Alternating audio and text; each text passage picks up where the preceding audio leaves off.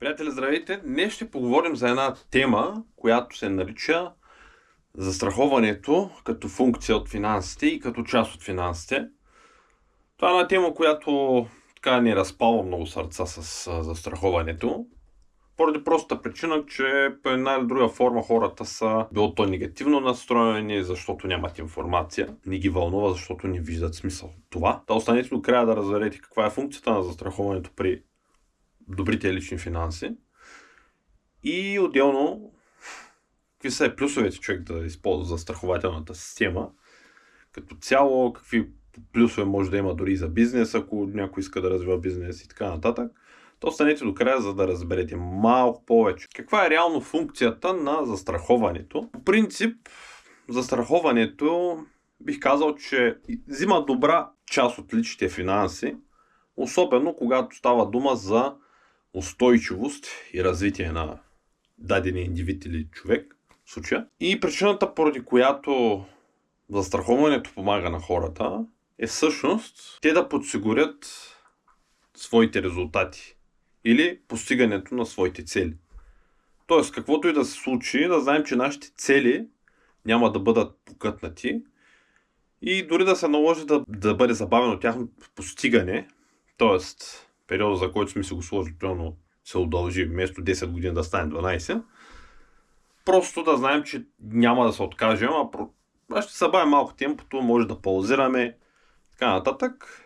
Тоест, идеята тук е да подсигурим максимално добре чисто финансовата част, за да не се налага спрем да мечтаем или да спрем да следваме целите си.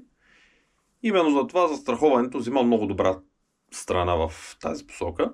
Застраховането е много ключово, особено когато става дума за човек да има достатъчно средства, освен когато се случи нещо с него в непредвидени ситуации. Да има и достатъчно средства да се покрива месечните разходи, защото някои видове продукти или правилната комбинация от застрахователни продукти бих казал, че може да свърши отлична работа на повечето хора в ситуация, ако нещо се случи, примерно нетрудоспособност или пък не могат да работят известно време или пък се инвалидизират за известно време и просто им трябва някакъв вид средства, за да могат да се покриват месечните разходи. И застраховането тук взима много добра част. Разбира се, тук говорим вече за по-конкретни продукти, които могат да вършат работа, но има такива продукти, които ме е интересно, можем да се чуем и да го изговорим. И да разберем всъщност какво би било подходящо за вас. Дали имаме нещо подходящо за вас генерално? Едно нещо, което искам да вметна за застраховането, тъй като е една практика, която ми прави впечатление, че правят доста колеги. Пък аз познавам с различни колеги в бранша. Тази практика не бих казал, че е много правилна, от гледна точка на това, че не е ефективна за хората и не е най-доброто решение за хората. Поради простата причина, че тук фокуса в тази практика са нашите лични облаги, т.е. комисионната, която човек ще вземе. Съжалявам да го кажа, но това е истината, че в повечето случаи се гледа основно комисионната, а не ползата за самия клиент. Уж нали се изказва, че се гледа ползата, но това не е баш така. Не казвам, че 100% е така, но да кажем 80-90% от сферата са по този начин комуникират застраховането.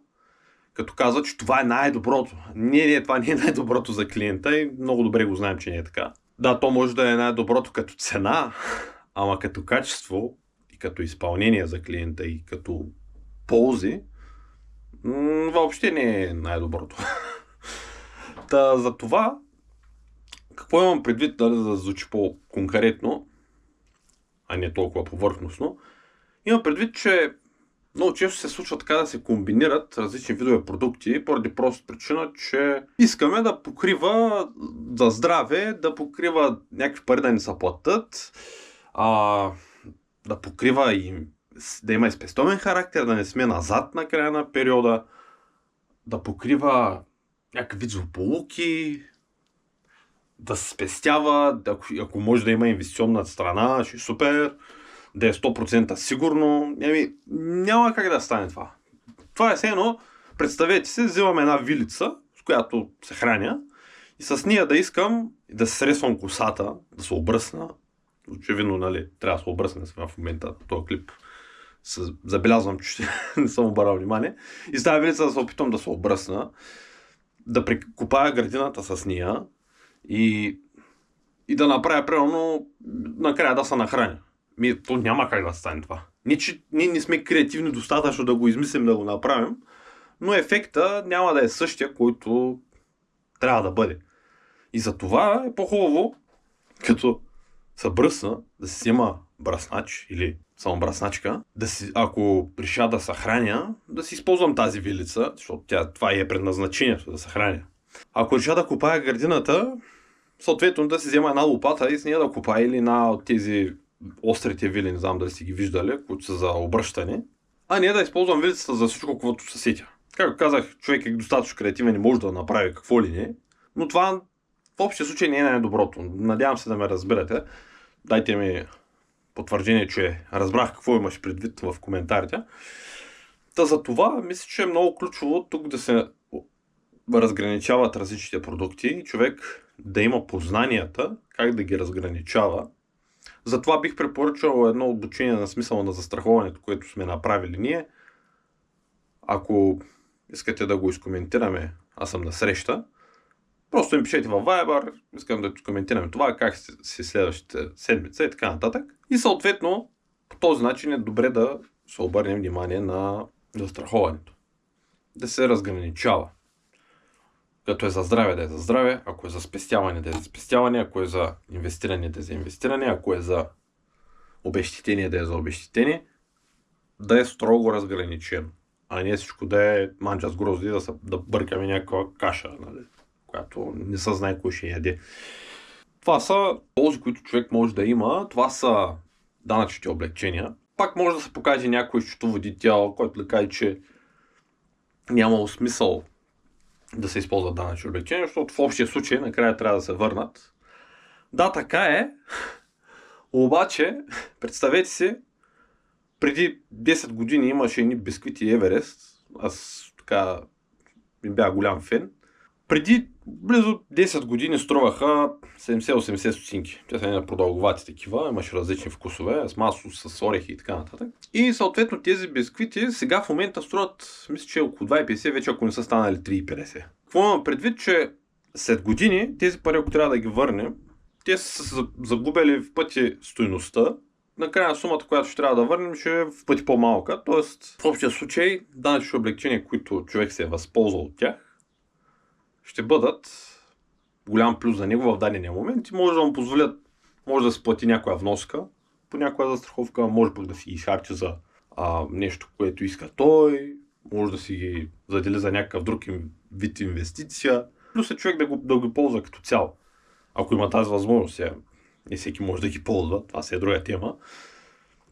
Но данъчните облегчения са много ключови за физическите лица. Облегченията за фирми, там е малко по-различно. Пак могат да се ползват тези индивидуалните, но там има и друг вид облегчения, които са за фирменото застраховане, което държавата дава, мисля, че около 60 лева на човек, което позволява на бизнеса да се възползва от това и отделно да подпомага хората, с които работи и да покаже, че бизнеса мисли за тях, а не просто само да консумира и да ги използва като свои служители. Това са няколко посоки, в които е добре човек да помисли и защо всъщност е полезно да използва застраховането като функция от финансите. Да обобщим с няколко думи. Добре е да разграничаваме различните продукти, да не ползваме един продукт за всичко.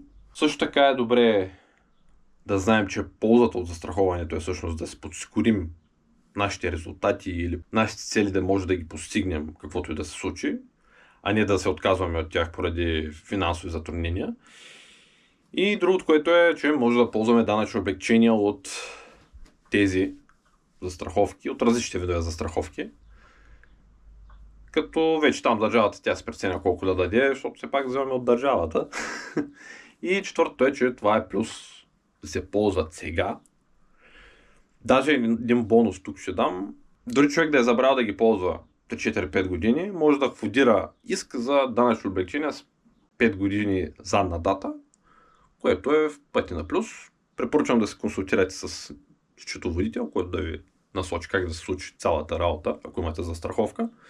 Ако нямате застраховки или пък не сте мислили в тази посока как да се направите, кое е подходящо за вас, или пък въобще нямате никаква информация по темата, но ви е любопитно просто да научите какво може човек да използва, аз съм на среща, пишете ми на Viber, ще се организираме, ще поговорим, ще видим кое е най-доброто. Много ви благодаря за отделеното време и че останахте до тук. Знам, че най-стойностите хора остават до края винаги.